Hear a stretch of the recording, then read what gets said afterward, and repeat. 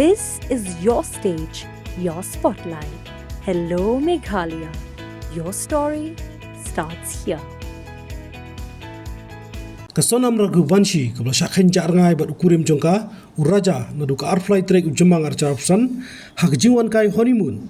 Kalami perthai biang din newsni belalap ikam media kurim jongka nariat arliang acan gakshat wai saudang kajingmi perthai biang kasonam gadairu step senya por Shibuji ai Hakhazipur ke Jala Uttar Pradesh hakabakal lej ban panfun nong desha ban phun su men jongka ubodon se Shillong hakjingon wa dika uni nong desha ul bag sonam ke thu bu lok jongka usak peniam katbau dang yele ban yada yakan ki brio ki bathukni ik jingdeng naka bag kamtep pat kumno ka poi Uttar Pradesh bag kaong bag syak kidnap kani kalapan perkhat bagala bandai ke cingsla jongka hi berkiti gibriu kamtam hadin bala pau bagi dei gibla ainong du samla jongka uraj Kushwaha क्या हुआ तो कुछ बताएंगे तो वही बता रहे थे कि मई में मेरा शादी हुआ था, गए थे घूमने मेघालय।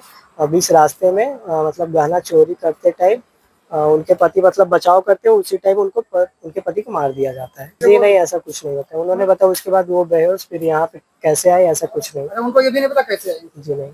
कि बोर पुलिट के जिला मेघालय लिंगबा उबा विवेक एम एसपी के ईस्ट कासिल्स डिस्ट्रिक्ट क्लेथो बकत कुम के चिंगियत बनिया एक मीडियम लशम बगिदन अर्ली की दक पमवाई हकखली चुंगू।